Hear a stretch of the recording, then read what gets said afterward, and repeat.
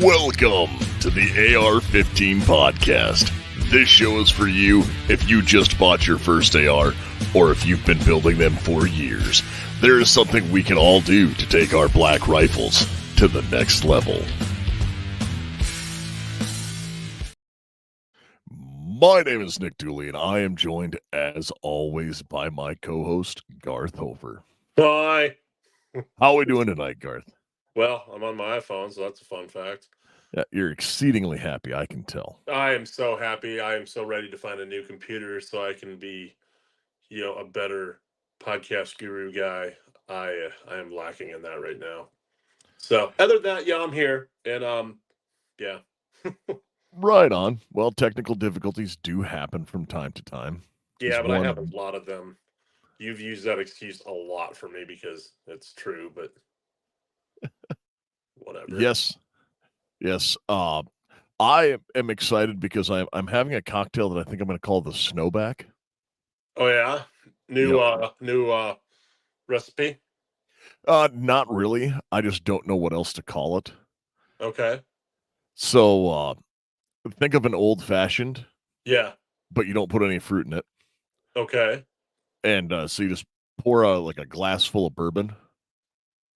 And then you pour an ounce of real maple syrup into it instead of simple syrup. Yeah.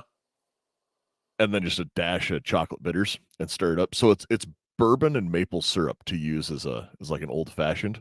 Okay. So I'm going to call it the Snowback. The Snowback, huh? Yeah. Well, it's American whiskey, but it steals some stuff from Canada.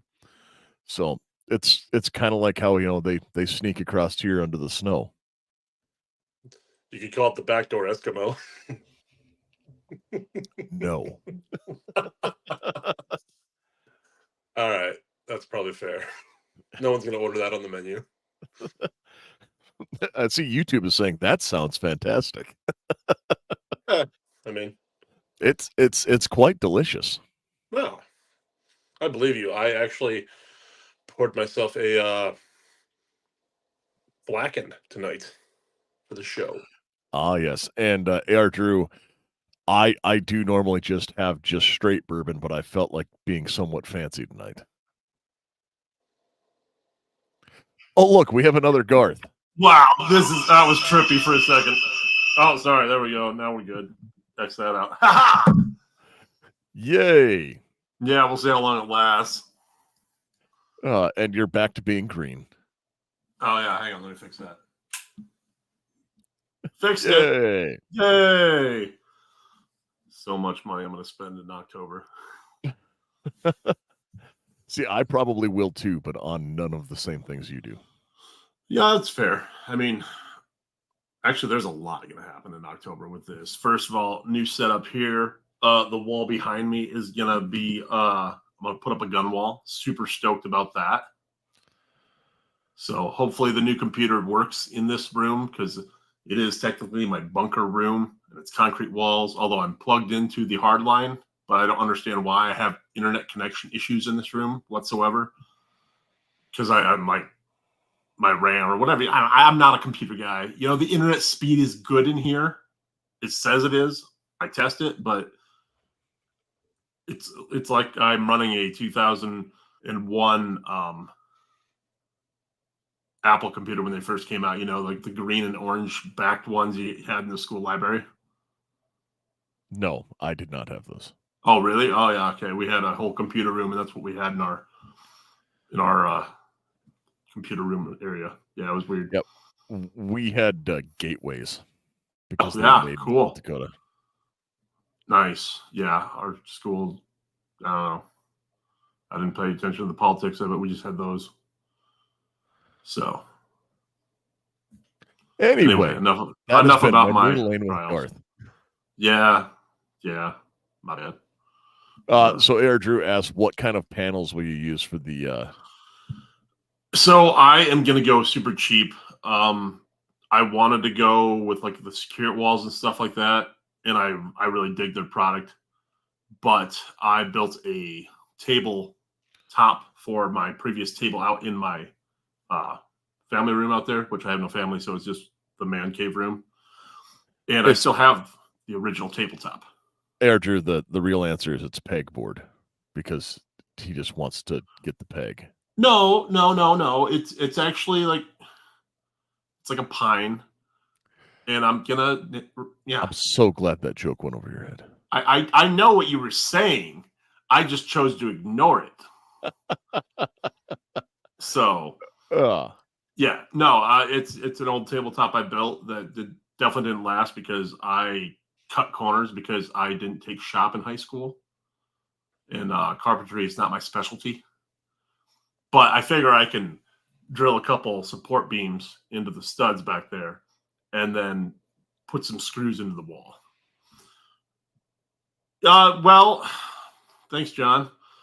Yeah, I used to do the fun facts thing, and then we kind of got away from it because we started having guests all the time, and I know I brought it up before and stuff, but tell you what, in November, I'll bring them back.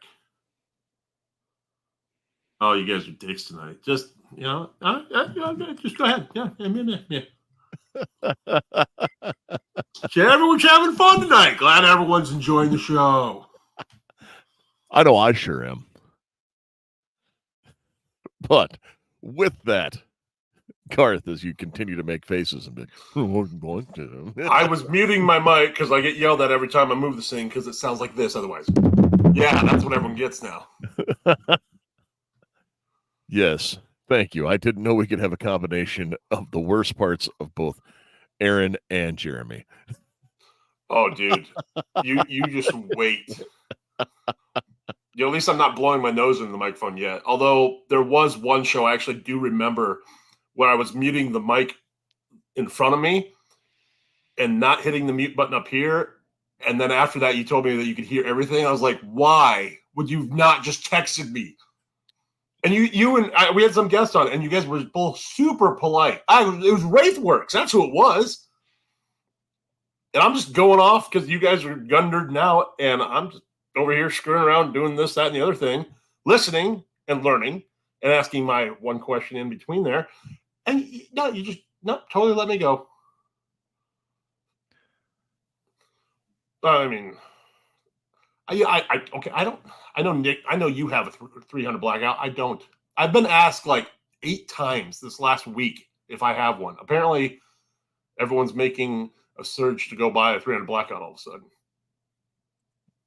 Well, it's that's not the thing. Is it's all cyclical, and 300 blackout has been in like my personal zeitgeist because I went down a rabbit hole yesterday with a guy on the internets because he was having some issues and he had bought a rifle or pistol or whatever, an AR from Mitchell Defense, and he was like, yeah, he instantly thought it was the rifle's fault.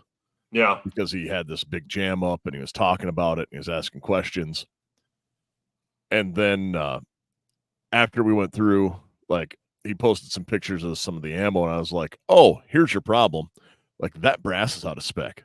So I eyeball oh yeah, that's here. So I posted a bunch of mine and said, yeah, these are the things. And it was okay, hey, this is fun. And then we went through it. He goes, oh, yeah, well, I was using factory second ammo. I was like, you could have opened with that. And that would have, because there was about 20 minutes of people trying to diagnose all the possible gunsmithing problems. I was like, it sounds like an ammo issue. Like, all of this sounds like it comes back to ammo. And it ended up being, yes, the ammo was out of spec. That'll happen. I too have done that to a gun before, and actually, I'm not going to talk about that gun. So have I. I've seen me do it. I've seen you do it too. So, and generally, I just go, oh, hey, wham, and then knock stuff out and go right back to blasting. Yeah, but your ammo was because it just didn't have enough powder. I was using the wrong caliber yet again. Okay, it was the right caliber. It was just the wrong, caliber. It was a 17 round. Oh. Yeah. You 17 Mach 2 in an HMR? Yep. Okay. Sure did. But I got away with it for like 6 months, and then finally I had one bad one happen. So I probably, Was that in your Taurus revolver? sure was. I'm not shocked. I miss that gun, dude. I know you don't like the Taurus handguns, revolvers especially. I still miss that gun. It was a cool gun.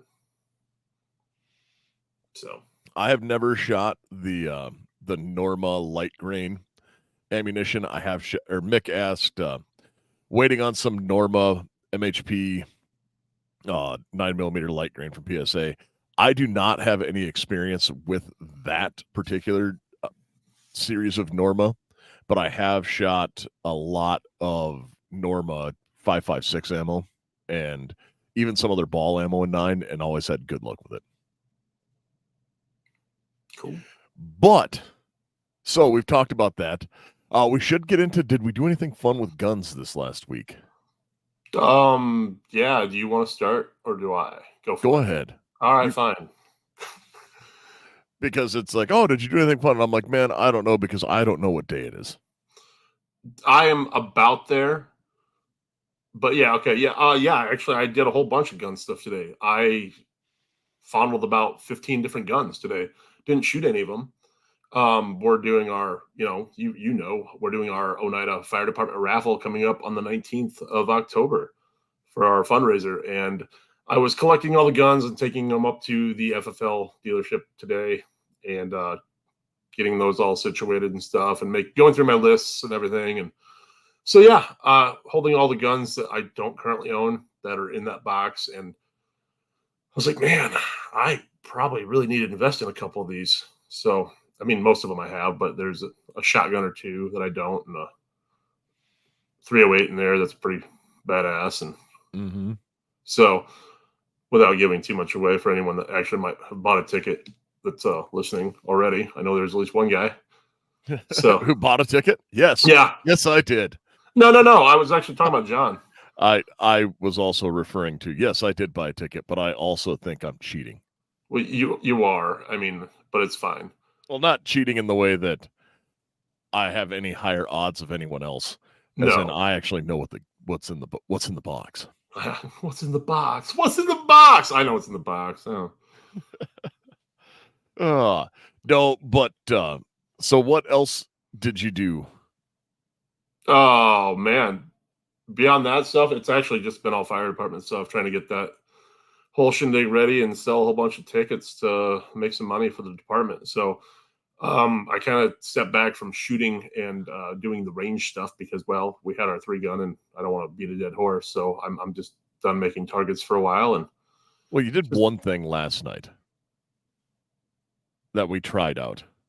Oh, that's right. I guess we did do that. Yeah, I totally blanked on that.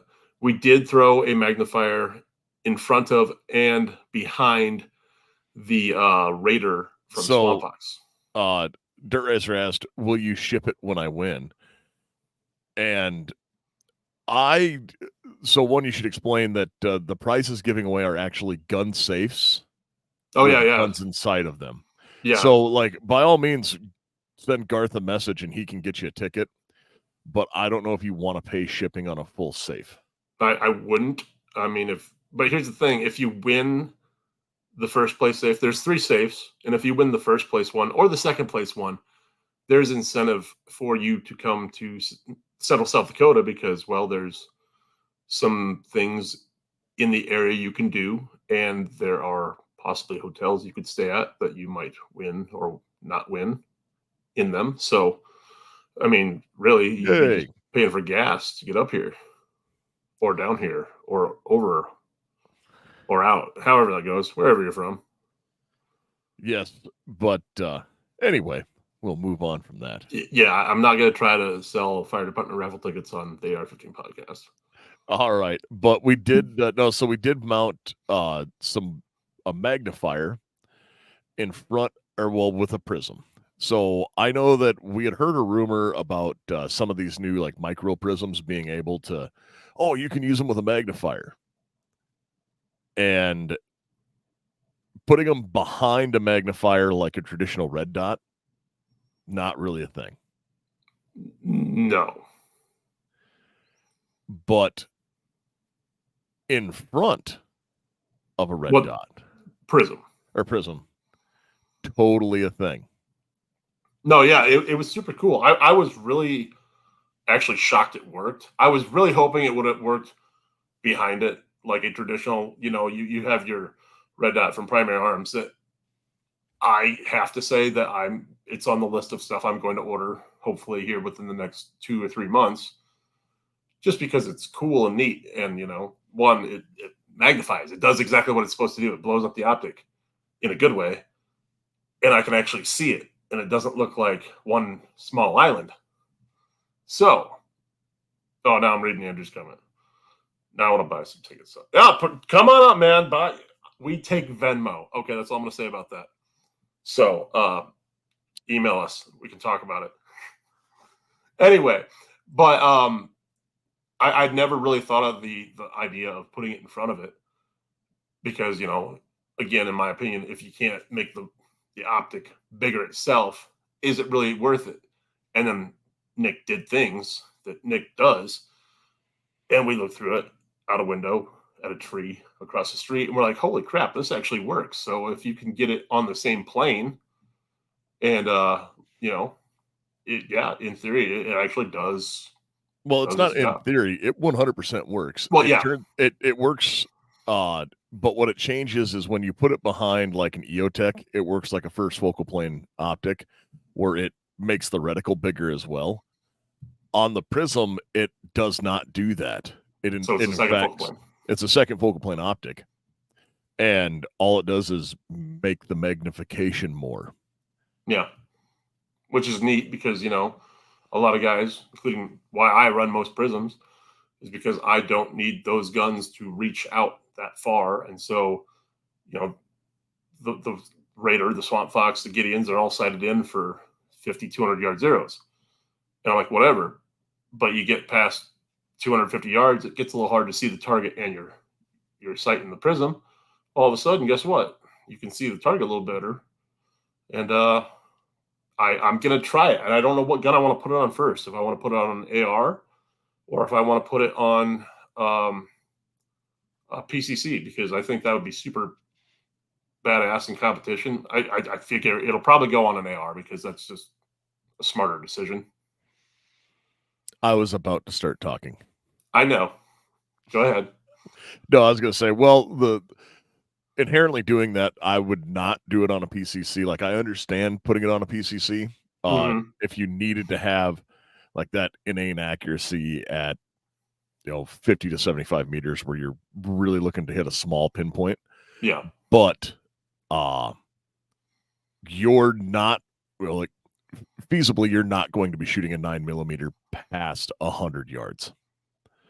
Yeah. I know that I have, I've shot a 16-inch 9mm to 300, and that was shooting at a 2 foot by 2 foot plate, and it was just like, okay, I figured out where to hold, and then it was bang, ting. Yeah. It's, hey, it works, but it's not what I would call effective. No, gosh, no. And that's what I was more thinking is like the bigger competitions that we don't go to because they always happen when we can't go to them. But for stupid reasons, I'd like to do it on at least one of my PCCs. So actually I only have one right now. So I guess that one, but it'd be awesome for the truck gun too. So for the AR-15. Yep. And I do understand that. I'm going to keep working with some of that as well, because I think it's just a fun reason to try. Oh, yeah. And I like experimenting with guns. Good cover. Good catch. With guns. There was no comma. Yeah. I like experimenting with guns. Yeah, go ahead. Oh, sorry. That was too good. Yeah. So now so we did that. I know that last week I did make it to the range a little bit, and my wife is starting to move into a new carry gun, and we went out and shot that a little bit. So she was shooting moving on to a SIG and shooting the X macro. And after she got, figured out a little bit, she's like, oh yeah, no, I was like, all right, hey, this is what you're doing. And then just let her put about 4 megs through it. She went, oh, I figured out what I was doing wrong. And I said, yep, you're doing the thing wrong. And then she was at like 9 yards. She was shooting a 4-inch group. That's good. So I'm like, yeah, that's a solid win. Like, you're good to go. She goes, oh, okay, and then puts it in the safe and continues to carry her shield. No. That's mainly because she doesn't have a proper holster to put into her carry garments yet. You should buy her a fanny pack. She refuses to wear one. Why? Because she already carries a purse.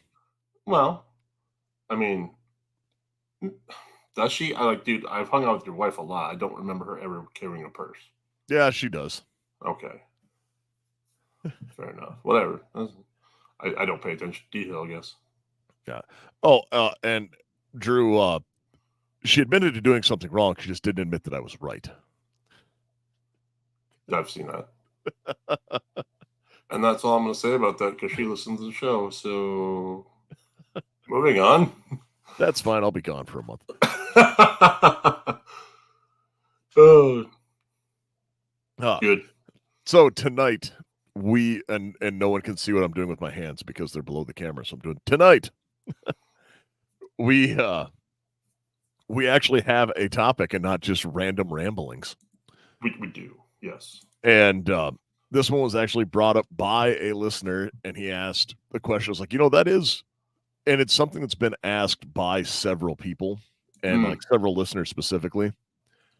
They will ask about gear to wear, like when they're training or when they're at the range. Yep. And this is one where we're very much so. There are, I'm not going to say 2 entirely different schools of thought here between us, but we have 2 very different approaches. That is, yeah, that's a safe bet. That's correct. That's cool. Yes. And so, Garth, what is your go-to when you're out, like, hey, I'm going to go do some training, like, we're going to work on this. What's your go-to? I mean, honestly, it really depends on the year, but since we're still kind of in the summer, fall months right now, it's no secret that to anyone who knows me that I wear shorts 90% of the time. I mean, it's got to be like -40 out before I'm putting some pants on, just because I like to be comfortable. I'm a big guy, so I like to breathe.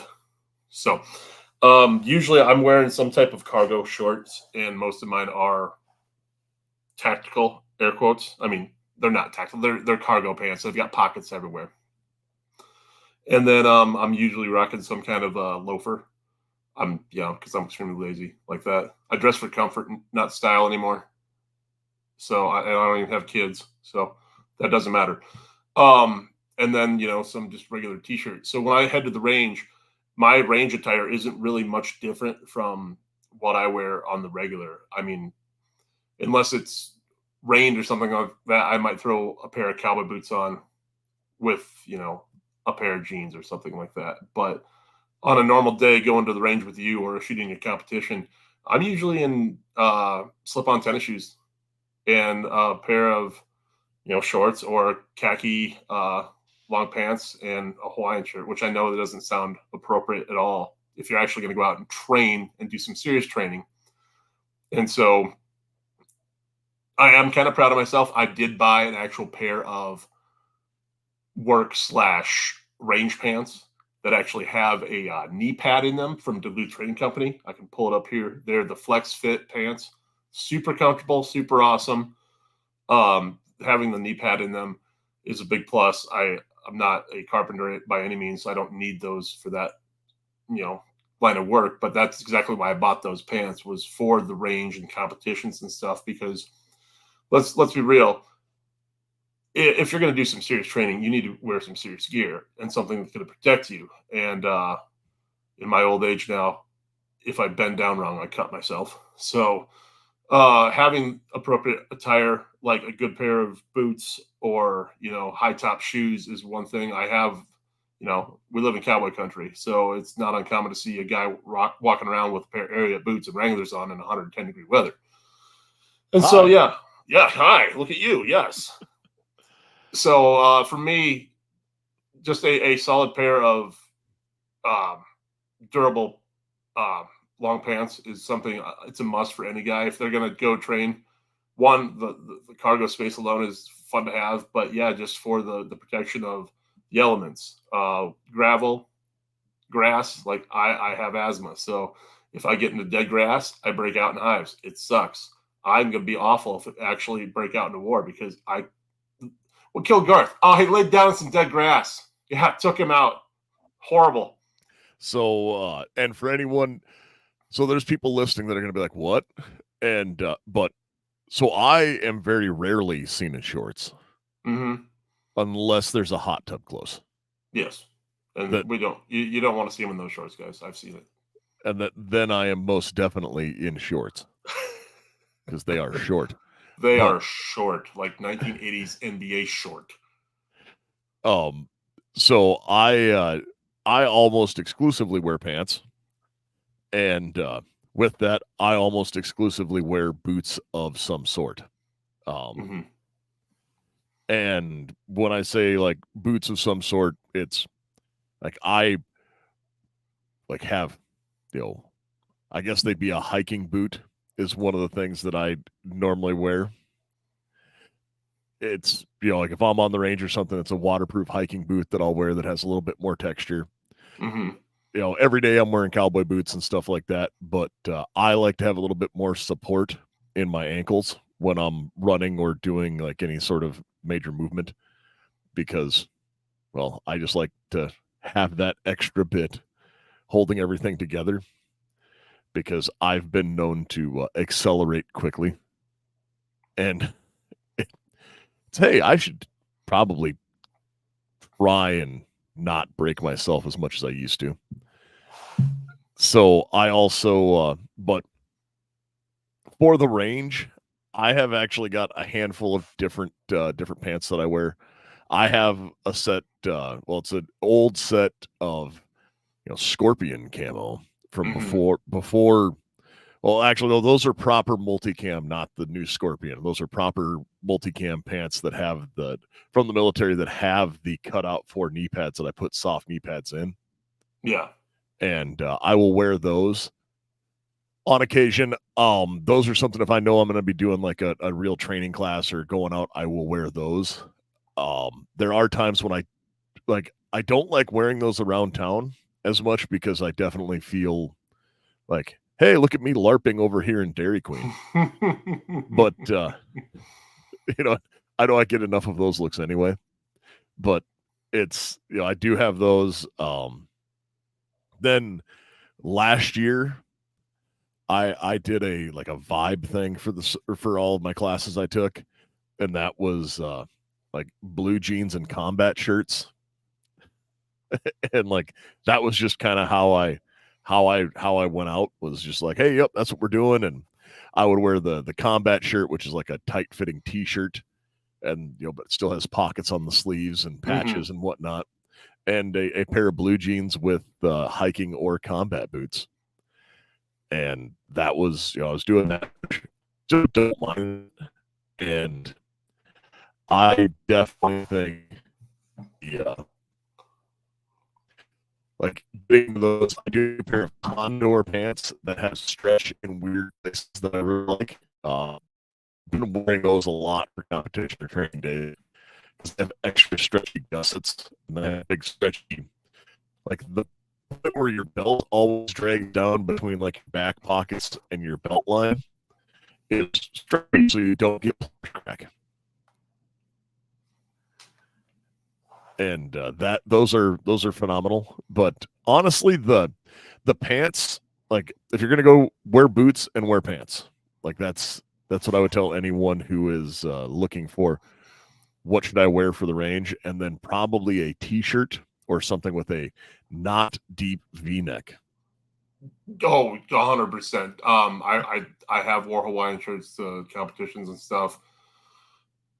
It's not the most ideal. It's super great for breathability and airflow, but as far as actually being, a guard against hot brass, not so much. So I've been trying to switch it up and wear a lighter fit t-shirt at least. Do you have any suggestions for any of the guys listening about combat style boots they could wear? Because again, like I said, I do rock the Ariat cowboy boots.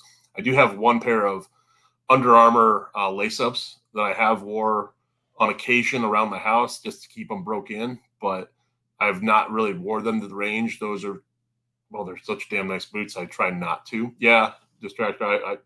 We were all saying the same thing. So when you're getting into that, I have a new pair of boots that I've been wearing a lot more for doing civvy stuff, and they are the brand Oboes. They're made in Bozeman. They're about a $200 pair of boot.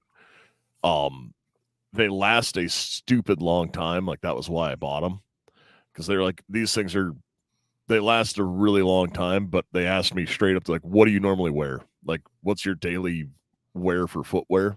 Mm-hmm.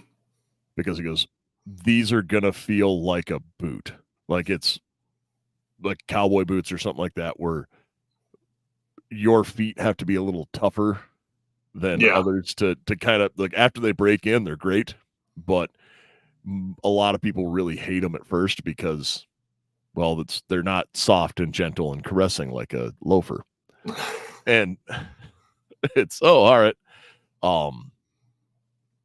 I other than that, like, for years I wore Oakley boots.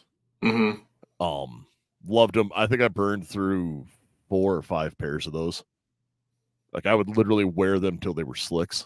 Yeah. And then they start, like, the last pair I got, a guy didn't even get 6 months out of them. And I bought a set of Garmont for combat boots that I've actually been wearing. I wore those the whole time I was down on the border, and then have ever since. And I really like those. Those have been a really, really good, I think it's the TFX 8 or something like that. Those have been a really, really good boot. I also have a set of Under Armour, like semi-inclement weather is what I would call them. Mm-hmm. They are the Gore-Tex lined, so they're a waterproof all the way up and slightly insulated. Yep. So it's more for like what I would wear in colder weather. And those are been a really good boot too. It's just, I also don't feel cold like a normal human. So no, I totally get that, because that's I'm the same way. Hence why I rock the shorts and Hawaiians almost year round. But yeah, it's not to say that I don't care about training as far as attire goes, but we hang out enough. I know. I think that they weren't looking for fashion tips.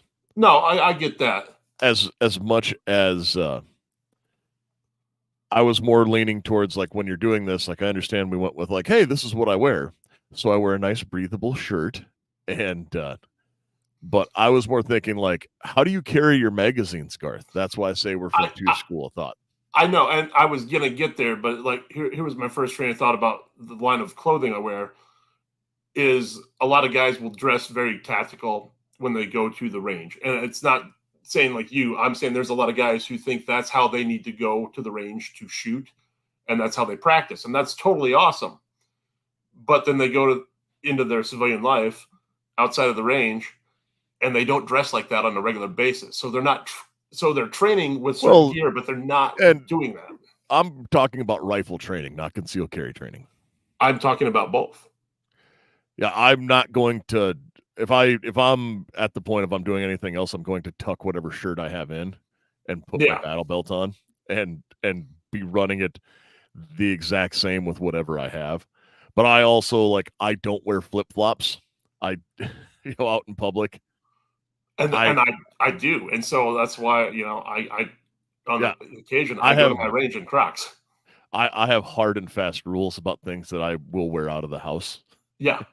And it's, hey, no, everything's gonna have a belt, and and like that's just how I live my life.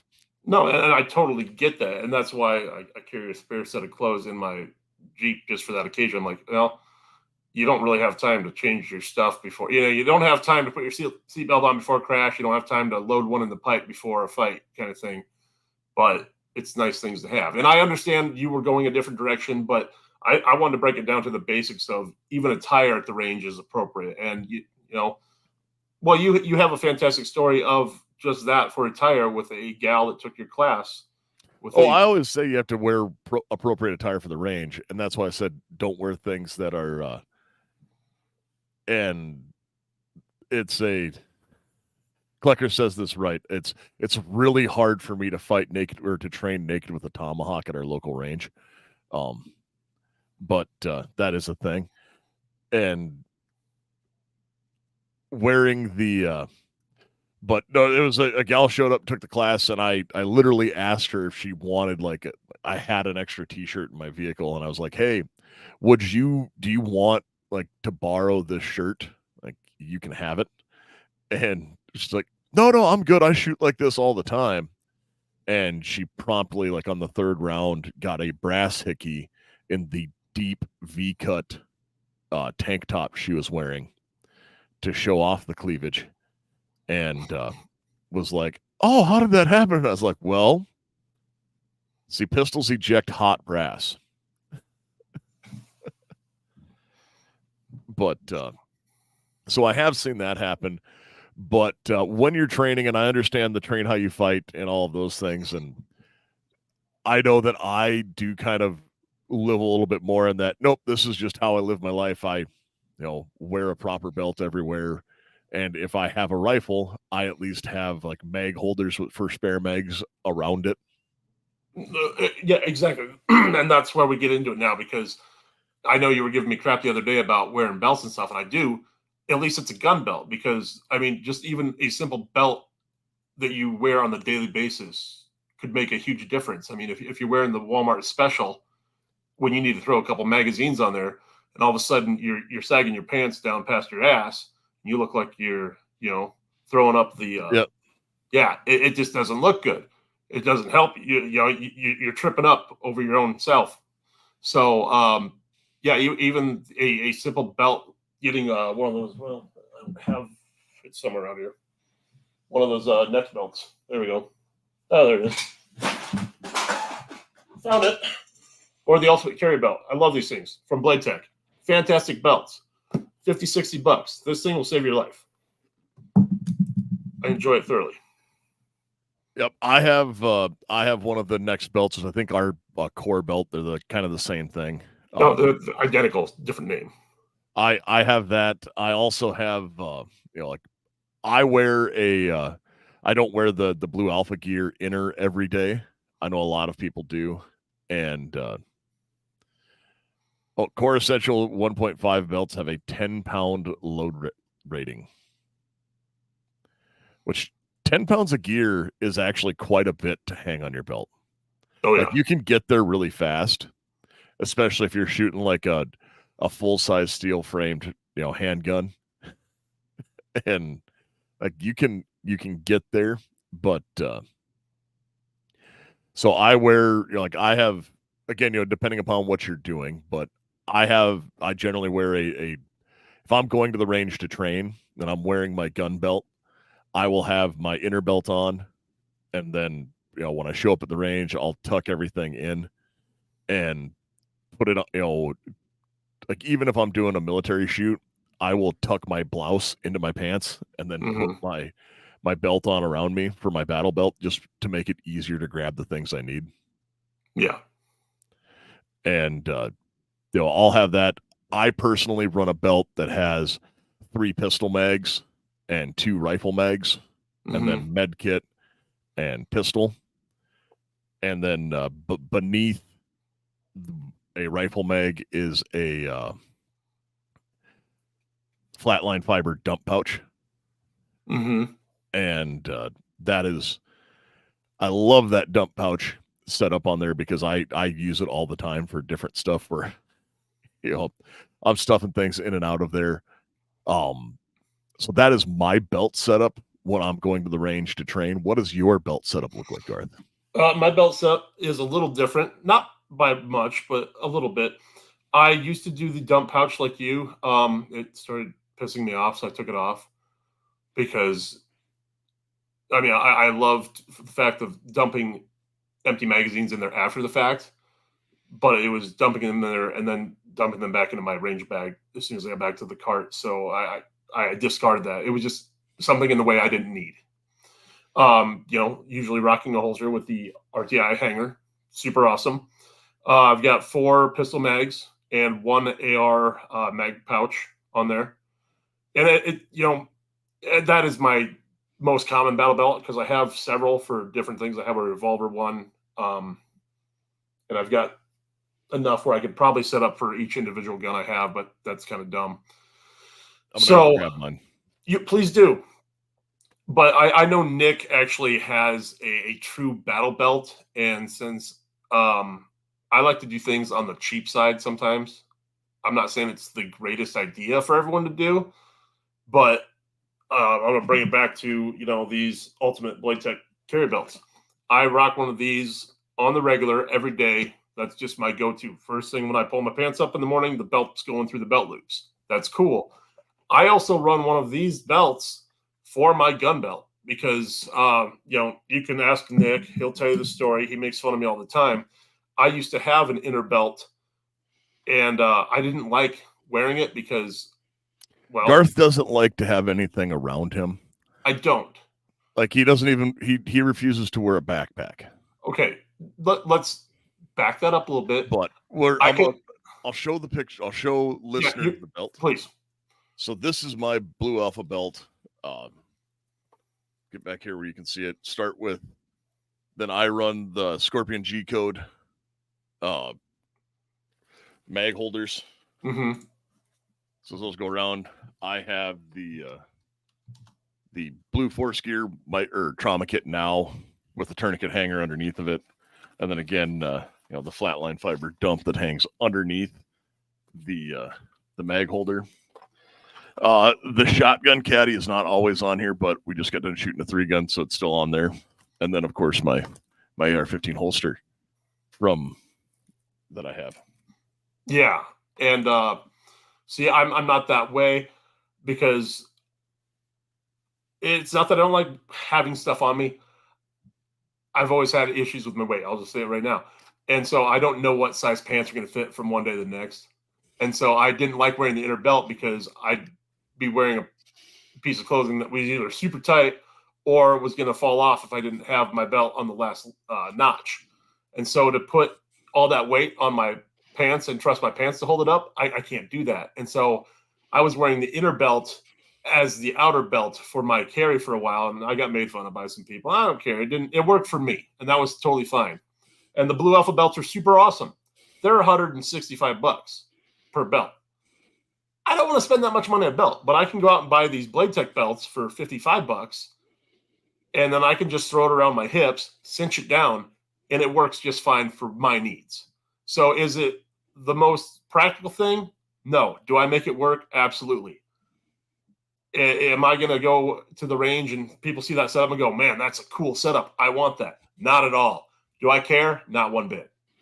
I will say that there are points where running the setup like Garth does will cause some issues. So he talks about like he tightens it down and gets everything set up. I will always run a inner and outer because I started with just like, hey, I'm going to put everything on my normal belt. And, like I got the gun belt and would put everything on like my Batman attachments. Mm-hmm. And I wound up having it fail on me a couple times in competition. And I was just like, nope, never again. And then I also didn't like having to take it all on and off. And I know that Garth just puts it on, cinches it around his hips, which is the same thing I do. I just pull it tight because I have everything is infinitely adjustable within the sizes.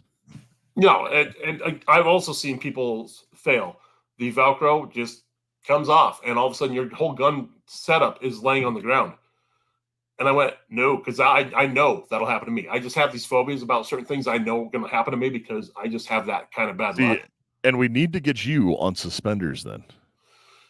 Dude, my last name's Hofer already, man. I'm Hutterite as they come. I don't need to wear the damn suspenders, okay? Well, no, so this is so when you get into battle belts, specifically, like ours are pared down battle belts, and I don't wear the big padded battle belt that goes around. You will see guys that run those that actually run those with suspenders, and they run it like a low slung chest rig that goes around where they have everything come off of it, and they will do that to kind of disperse the weight, but also to know it won't fall down.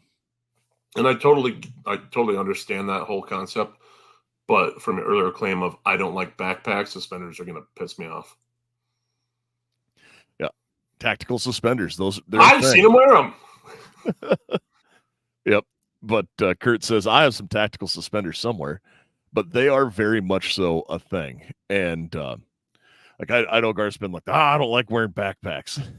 and again, I know the whole concept of tonight's show is what I'm saying. It works for me. You don't have to follow my footsteps. I'm not encouraging anyone to. This is just my setup that I've come to run as comfortable. So. Yep, and it gives me hives looking at it. Oh yeah, 100%. I'm like, no. So I run things because they're not because they're comfortable, but because they're practical, durable, and work. Dude, and again, you said it was going to be two sides of the coin on this whole topic. Yep. It's mine is very much so like duty driven, and I will. Okay, nope. Like I'll just get used to this and become comfortable with it, kind of like carrying inside the waistband. You just get used to it, and you deal with being uncomfortable for a little while, and then you forget it's there. And I'll look into it, Klecker. I mean, I don't know, man. At this point, I've found what works for me, and I've had this conversation with so many guys. They've asked me questions. I'll go, this is what I do. Don't do that, because it's not the right answer. It's just what works for a guy my size. And of course, every guy that's ever asked me is like 180 pounds or less soaking wet. And I'm like, I can't answer that honestly for you.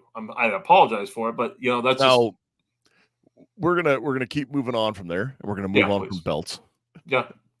And the one other thing, I know I've had this conversation with people a lot, and I know that you said, like, we've gone out and we've tried it and we've done it before, where you're like, oh, so the main thing about carrying a belt and how you have this is obviously carrying your gear on you, right? Like carrying extra magazines. And you're like, I have done like the true Red Dawn farmer thing where I'm just going to stick a mag in my back pocket. Yeah, no, I don't recommend that at all. But I'm saying you've done that. And, I have. It's it is not always conducive. No, not at all. I mean, you have to do things within reason. I mean, you don't want to stick an AR mag in your back pocket and think that you're going to be able to reach that in a timely manner. It won't happen. Your shirt will get in the way, or your magazine will slide sideways in your back pocket, and then you're screwed. And you're digging around. It looks like you're itching your ass when you should be in a dogfight. So one of the other common things that you'll see, or questions that we get asked a lot, I'm going to lump them into one category, and that's plate carriers and chest rigs. Fair. And plate carriers and chest rigs kind of go together. Like they really, really do. I know the last rifle class that I took with you, Garth, midway through the day, you switched to my little 3-meg shingle plate carrier I had, or not plate carrier, mag carrier. Yep. The one thing I am going to tell anyone is when you get your gear, one, you have to get out and run it, like even moving around the house with it. Like I've been known to just do chores around the house, like put it on and hey, nope, like weight goes up, weight goes down. Like if you're dieting, anything like that, put your gear on and like just move around the house with it.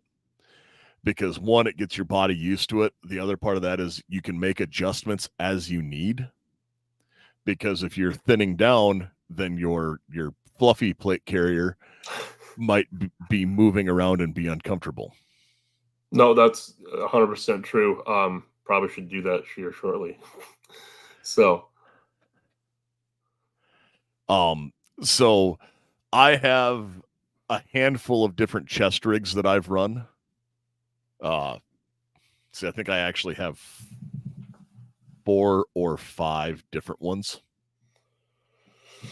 Oh, yeah, I was going to look for one of mine, but I must have them in the other room. So the one that I use the most for chest rigs, I prefer a split front chest rig.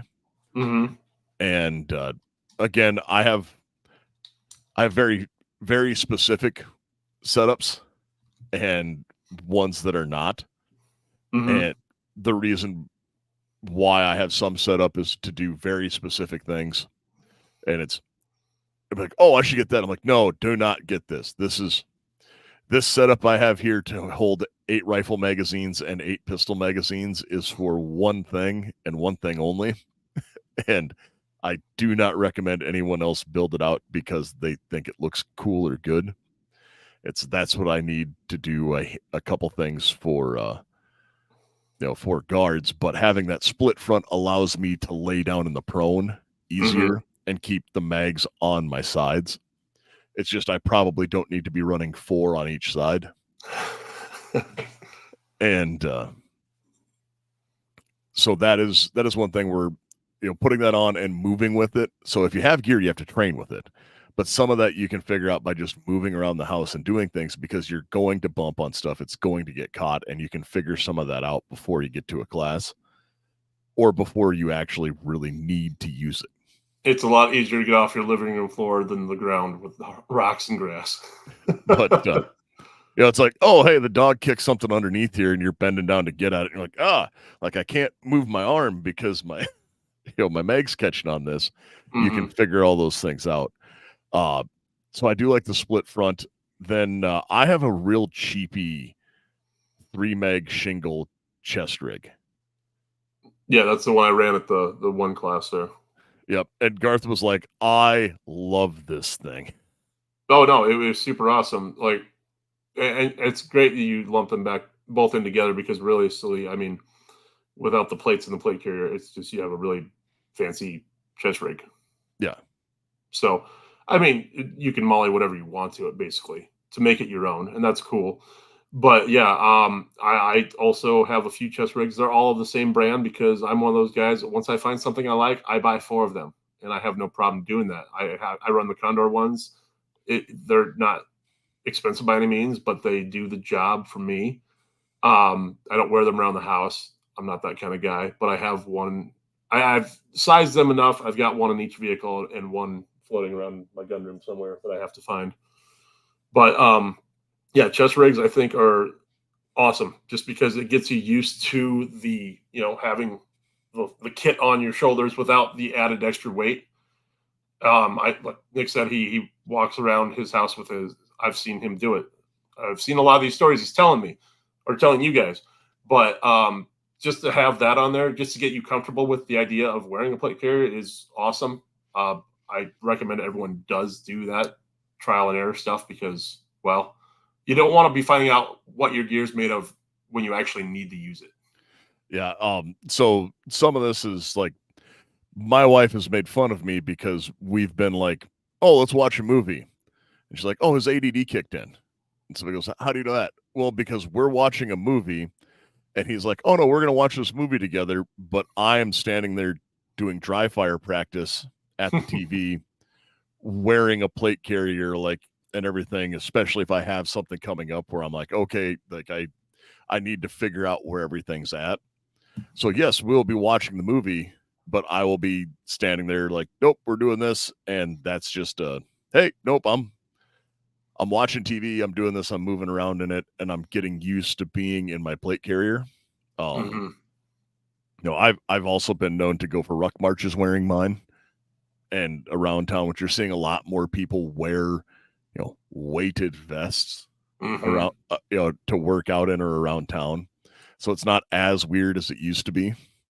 Actually, the other day I saw somebody else in my neighborhood was out for a nice ruck and had their pack on and was just having a nice little walk around the neighborhood with their dog. And I was like, hey, it's not just me. Yay. You want to grab her so bad, just go, hey, neighbor. Heidi ho there, neighbor. But no, that is, getting out and moving in this stuff is one of the big things. It's not even like getting out and moving. Like I said, you can do a lot of this in your own house. Oh, yeah. No, you want to see what you're made of. Put your plate carrier on and walk up and down your set of stairs 5 or 6 times. You'll feel the burn. Or you won't. You know what, man? You will. I will. Because, man, a normal plate carrier adds another, 25 extra pounds? Depends. Like, that's Okay. what I'm going to say. It depends. Because most plate carriers are about 3 to 4 pounds empty. Yeah. And then after that, depending upon how much your plates weigh.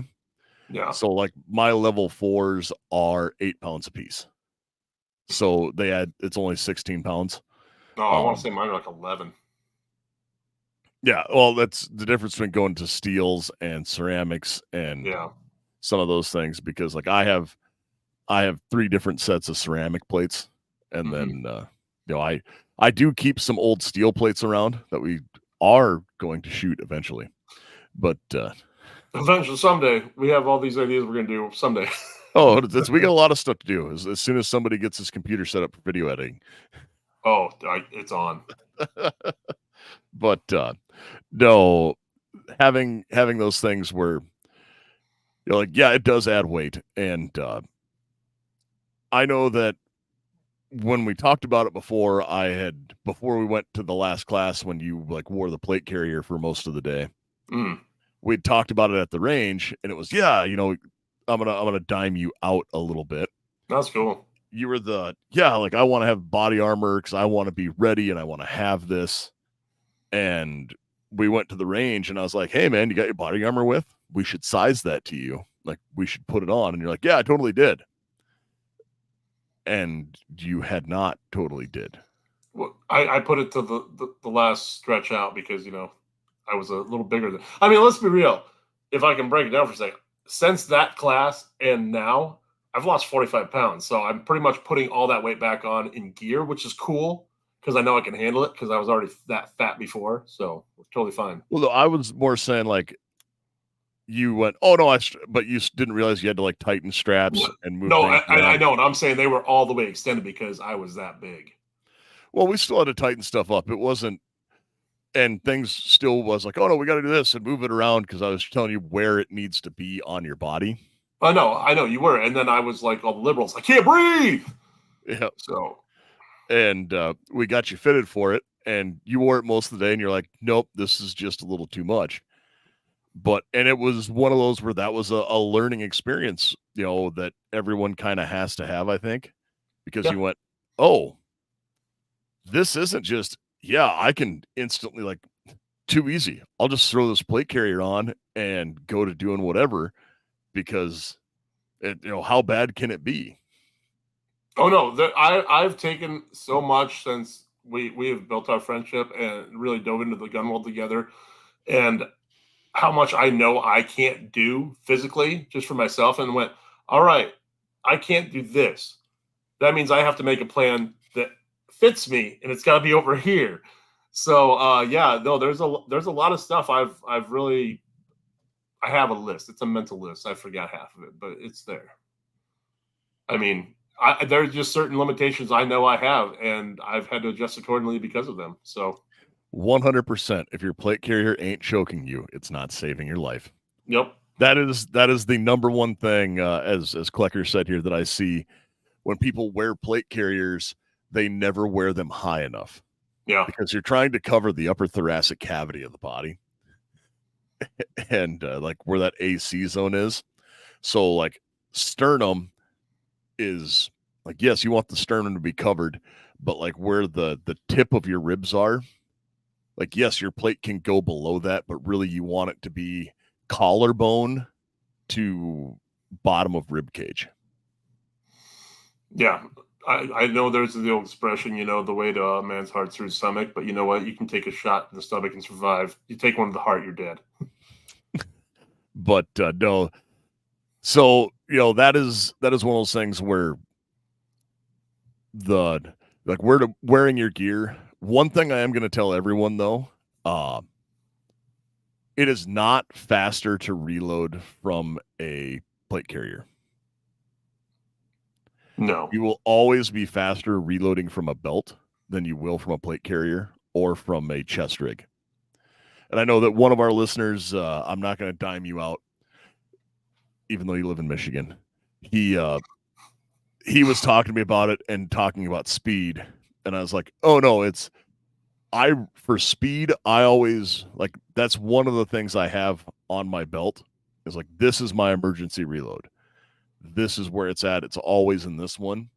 And I will move stuff around from my plate carrier or my chest rig to go into that spot on my belt because that is where I am going to have it. It's nope, this is the spot I go to and I have my emergency reload right behind it. So I always have my mags in the same spot, and then I will do my admin reloads or my tactical reloads around that and move things around on the rest of my kit to make them go to where I'm going to reload off the belt. Because the belt is always the fastest, and especially if you're nope, retaining this mag, put it in my dump pouch, go back to work. And or if I'm not, okay, nope, that one dropped on the ground. I have this. Okay, this one I shot 15, 20 rounds out of it, put it down, put it over here because it's not going to be the first one I go back to. So I'll take a full one from here and move it around.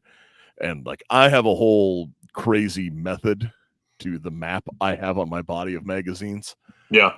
That only makes sense to me until you see, I say that because I'll try and explain it, but words don't do good until you actually watch me run it. And then it's, oh, I understand what he's doing. He's the John Madden of the Second Amendment. Let's see what it is. We got a guy over here. He cut Nick's arms and legs off. He'd still be the best torso in the Second Amendment industry. But running those things through, having that. And then finally, when we go up, helmet and ear pro. So I have a bump helmet for night vision and I have a ballistic helmet for night vision. And I have the terrible one the Army issues because the Army issued it to me and I'm still signed for it. So I'm not going to pawn it. No. Yeah, that's actually the one thing I haven't done yet. And I've been wrestling with it for months and I just need to pick one or the other one. I like the idea of a bump helmet just to put gear on it. But if I'm going to rock a helmet, that means I'm thinking I'm probably going to get shot at I always take it to the extreme, and I understand that. Yep. I would say, because I know that you're kind of getting in the night vision game as well. Yeah. Knowing you, get a bump helmet. Okay. Get a bump helmet first, and then okay, this isn't bad. So I have a ballistic helmet. Mm-hmm. I have worn a ACH for a long period of time before. Mm-hmm. And hey, wearing this ballistic helmet, my hard-headed veterans one, is amazing because it's oh, this is so much lighter and better. Yeah. It is still not something you want to wear all day. No, I don't want to, but I don't want to wear a plate carrier either. But if I'm wearing a plate carrier, well, there's a reason. So. Well, and the helmet is for night vision, even if you want to go out and stargaze or look around or be using it, walking around at night wearing your night vision. Then having the lighter weight bump helmet is infinitely better because it's going to get you out using your gear. Yeah. Because otherwise you're going to be like, it's uncomfortable. I don't like doing it. And I started, when I did mine, I bought a bump helmet. I did actually followed what Opie and the Smokies had kind of described and built out his bump helmet. And it was straight up Amazon and eBay stuff. And that one I mounted I have a pair of Howard lights mounted to it like you would the Peltor Comtex. Mm-hmm. And I have them where I can put those down and click them on my head. I do not like having helmet mounted ear pro. I was just going to ask you about ear pro.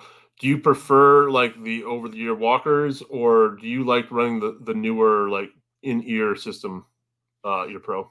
So I have run both. I've spent like I had a $400 or $500 set of electronic in ear that I wore. There's a Walker in ear or the Axle in ear that I know a lot of people are. Neither one of those work for me. I do not like those, and see, I'm always of the persuasion. Go ahead. Yeah. This is funny. Kurt says, just let local law enforcement know what you're doing, or they'll call and get somebody walking around in the hood with a funny looking helmet. That is true. But luckily I generally get out to a far enough place where nobody else bothers me. Yeah. But I've run a lot of them. I had some direct in ear that were like cordless. They took hearing aid batteries and they slid into my ears. Yep. Those were solid. I used them for 3 or 4 years, and I finally just literally sweat through them. Like I destroyed them with my weird reptile sweat. No, that's exactly why I haven't purchased them yet, because when I wear headphones on the farm alone, the sweat alone is just so bad. I prefer over the ear hearing protection, but at the same time, it depends on your optic and your buttstock and how things line up. And so I will say this: I've never been a fan of the Walkers. Yeah, that's just a me thing. I've always preferred the Howard Lights to the Walkers. I don't know if it's because I started on Howard Lights and then went, and then like, oh, Walkers. So I just don't care for the Walker Razor, I think they are, or whatever the electronic ear muff. I don't like those. But I did get a pair of Sordens. And now those are these are two different realms. So Walkers, Walkers and Howard Lights, you're talking $50. Yeah. Sordens were $250. And those, I got the behind the neck where they go around and they just have a strap on top of my head. Garth, you've seen me wear them. Like, those are the only ones I wear. And they are super comfortable. And they actually have a recess cut for the stock, so it doesn't get in the way when I get a cheek weld. Oh, sorry. I didn't know if you were going to go, so I was going to ask a totally different random question. Are you a glove guy on the range? Sometimes. Okay. That's fair. Are you like just any kind of glove, or do you have a specific one? I know a lot of guys around here run the mechanic gloves because, well, they're cheap and sort of warm. I will run those, like, depending upon temperature, I will. I also, one of my favorite ones that I have actually isn't, like, I'll wear the mechanics if it gets down a little bit. Yeah. I wear the Victos. Okay. Victos has an insulated shooting glove. And they were, let me see if I can pull them up here. It's those, actually, Craig, I had him, he was out shooting with us, or with me once, and was like, oh, this is so cold. Like, so I gave him my insulated set. And now wait, you've had 2 pair of gloves this whole time? Well, no, I literally was like, here, try these. And he's like, oh, these are amazing. And I was like, yeah, I know, they're great. That's why I have them. And he wound up buying a set like almost immediately. Nice. And they are called, let me see here, the Warlock insulated glove. I will share the screen to show you. Victos has them on their website for $45. That's not bad. And So they have leather or suede, no-book, whatever you want to call it. And of course, now that I do this, it's like, oh, it doesn't want to show the pictures. But it's this one right here where it has a leather. And this is actually the one I have that has the other kind of. But they have a leather lining and then a real thin insulated back on all of the fingers and thumb in the back of the hand. But the palm is still a leather lined, just very tactile and dexterous where that works really well. And I have had exceedingly good luck with those. And if it's too cold, what I will do is wear a set of the Mechanics Fast Fit gloves, and then I will pull those insulated gloves on over the top. Okay, cool. No, yeah, I just usually rock mechanic gloves or whatever off-brand hunting glove I bought 10 years ago. So, like, if we're teaching a class and it's like 10 degrees below zero, you'll see me with double gloves on. Yeah. And I generally do that because I still need to feel things in my fingers. Yeah, I like the removable mitten ones I have. The fingertips are exposed, so for a brief time, I can be exposed and then, Yep. And, well, you've seen me do that enough where I'll, okay, up and do this and working on guns for people. That's my system. And then I wear over the ear, or I wear the muffs all the time. I do have a set of the Surefire in ear. I do like those. Decibels are another great in ear if you wanted to do a little bit better than foamies and have a reusable one. They're about $20. Yeah. And you boil them like a mouth guard and then put them in your ear, and they form to your ear. So they're custom fit to you, and they actually block a lot of the sound, but you can pop that sound channel open so you can still hear conversation, but it'll block out the loud noises. Yeah. I do have a set of those that I like as well. What do you feel about iPro? I mean, are you specific to a certain brand? I know for a while I was running some Wiley X's because, well, they showed up in a yes, backpack. Yes, I wear one brand of eyewear, one brand of eyewear only. Okay. And it's like, nope, I wear Oakley's. And I wear Oakley shooting glasses. I wear Oakley sunglasses. I have Oakley wireframe glasses. I wear, like, I have two different versions of Oakley shooting glasses. I have Oakley M-frame tactical glasses, and I have their Tombstones, which is what you most commonly see me in at the range, is the Tombstones. Then I have the of course, the M-frames for other times, or to hand out as loaners. And the reason I wear Oakley glasses, I had a gun blow up in my hand, or in my hands and in my face. I'm still carrying around pieces of metal in my face from this incident. And when it happened, I was wearing a pair of Oakley half jackets. And it was just because I'd bought them, and they were the kind of the stylish, is what a lot of military guys were wearing at the time too. But I had these, and I went to the range with our buddy Pat, and the gun blew up, and I would not have a right eye in my head if it wasn't for the Oakley glasses. Yeah. Quite literally, there was 3 pieces of brass where you could see it had, like, curled up into that ballistic eyewear, where Oakley calls themselves ballistic eyewear. They 100% saved my eyes. And after I saw that, I went, you know what? That is what I am going to wear forever. No, I'm with you. I wear my Oakley sunglasses as well. Not only because they're good for protection, but I wear corrective lenses. And so I was having trouble shooting. Well, glasses help. you can see better. And so I started setting in all my red dots on my pistols and prisms with my glasses being worn because, well, you go to a range and competition or go shooting and you're looking through an optic. Sometimes you take your glasses off to sight stuff in.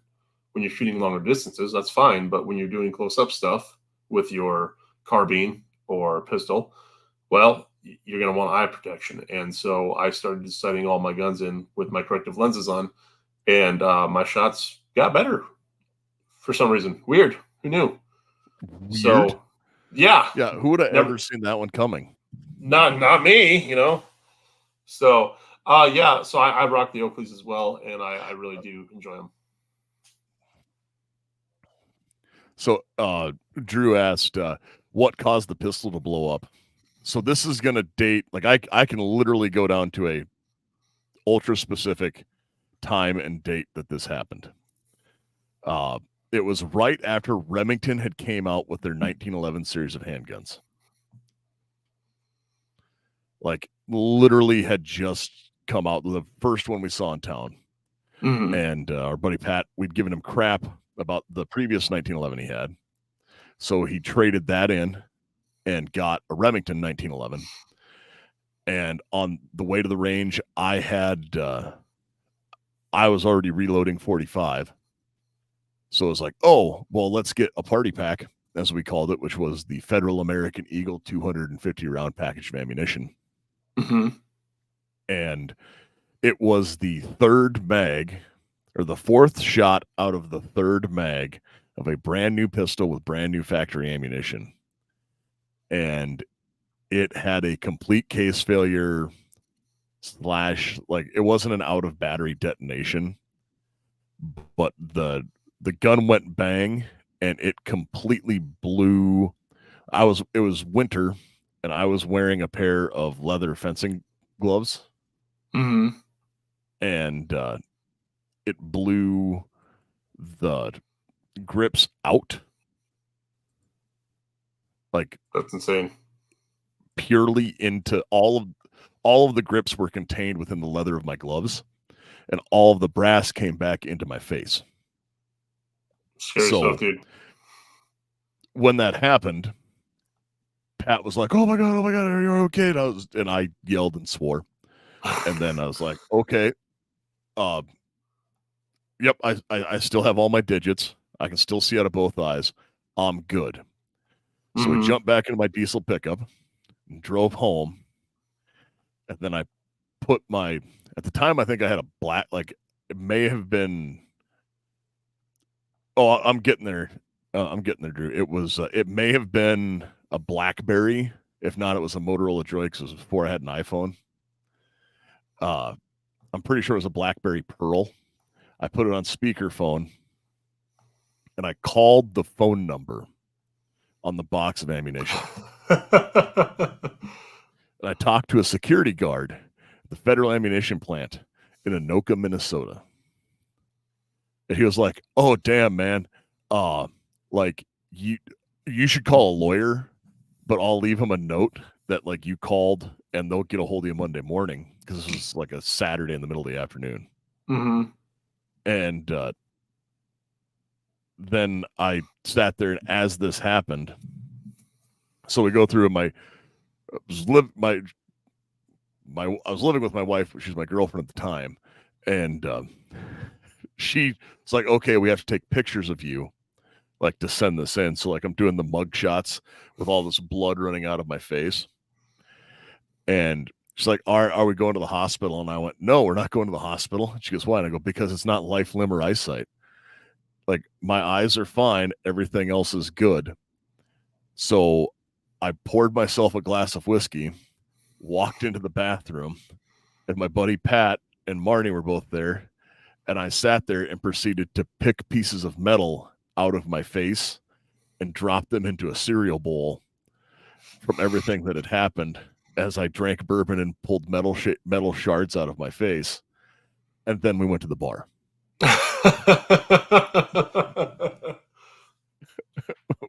And that was just, what we did. What ended up causing it was it caused a nationwide recall on their ammunition.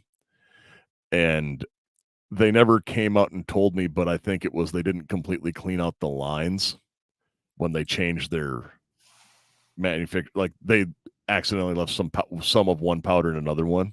Sure. And like Garth has known me long enough to know that's something exactly how I would do that, though. Oh, no, 100%.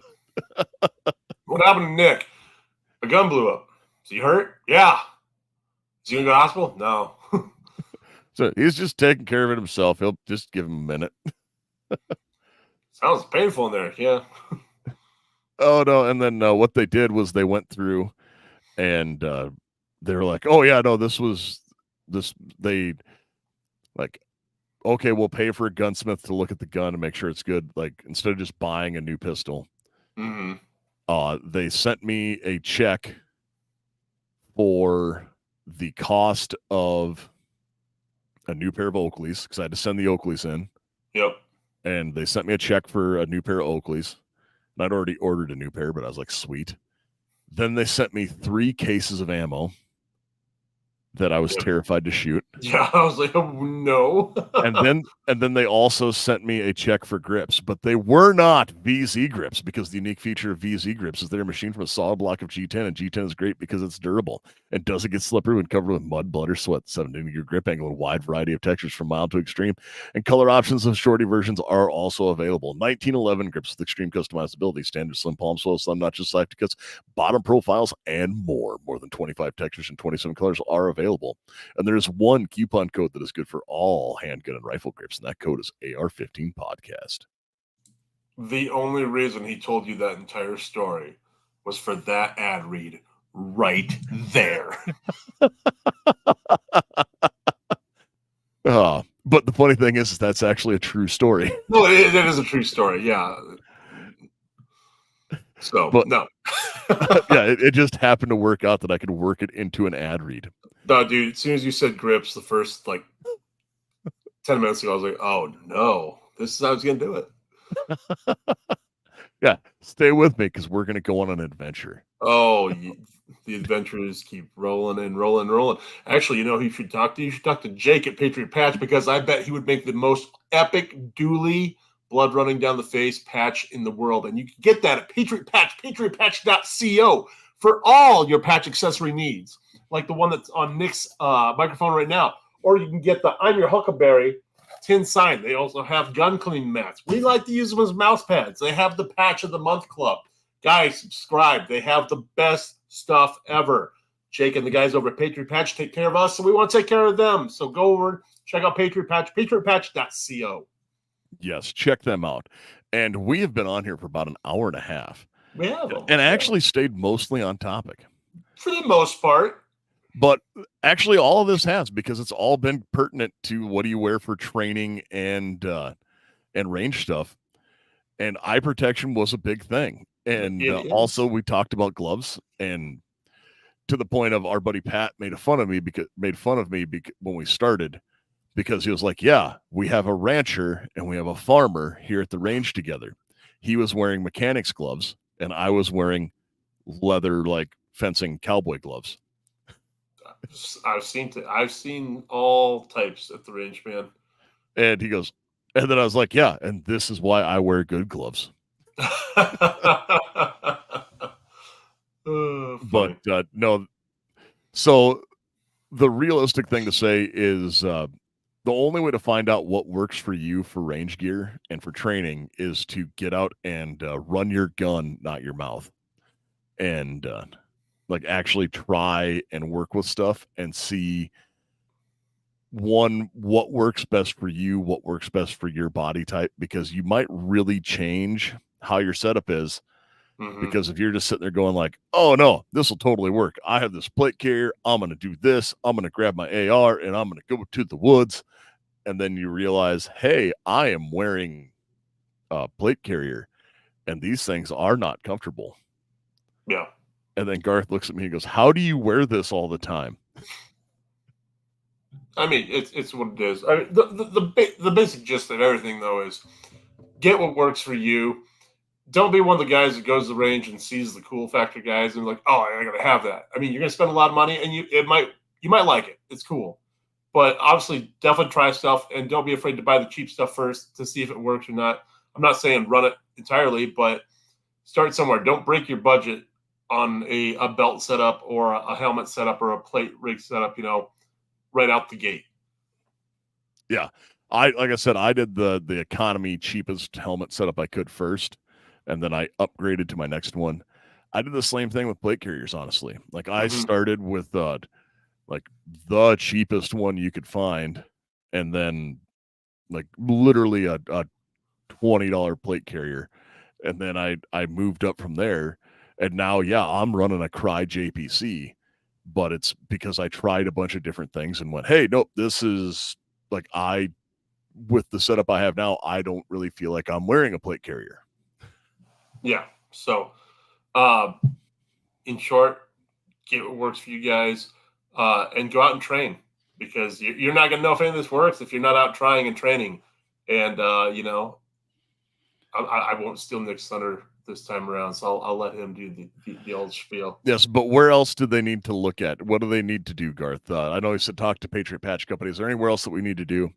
I know that we're coming up.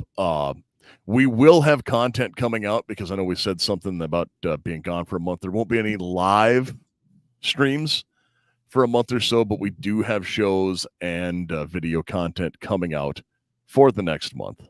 We do. So, I mean, beyond that, I guess if you guys want to drop us a line while we're not here, but still putting out content, you could do that at AR-15 podcast 2.0 at gmail.com and let Nick know how awesome he is and how shitty of a co-host I am. And that's fine. That's not true. That's what it is. I'm cool with the responsibilities I have here.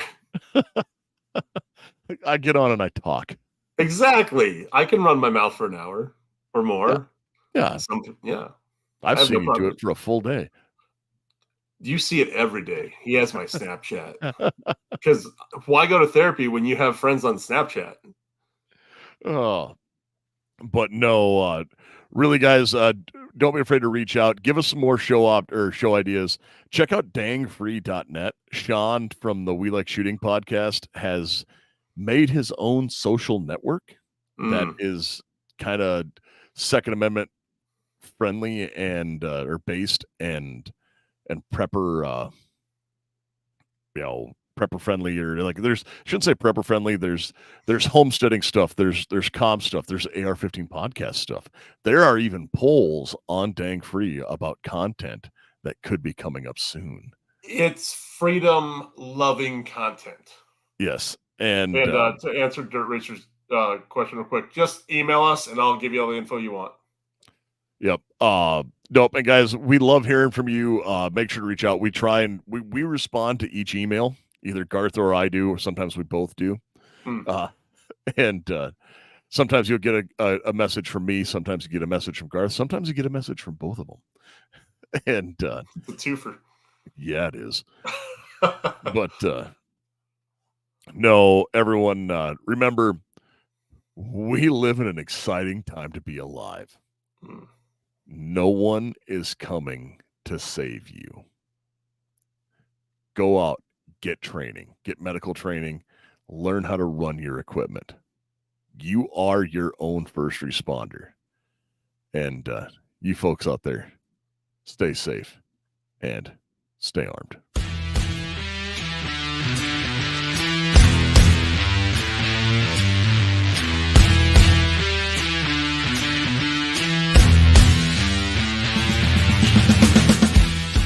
Support the people who support the show. Primary Arms, VZ Grips, 4Patriots.com, and Patriot Patch Company. Be sure to check us out on social media. AR-15 Podcast 2.0 on Instagram. AR-15 Podcast 2.0 on YouTube. AR-15 Podcast 2 on Twitter. AR-15 Podcast on Facebook and wherever podcasts are found.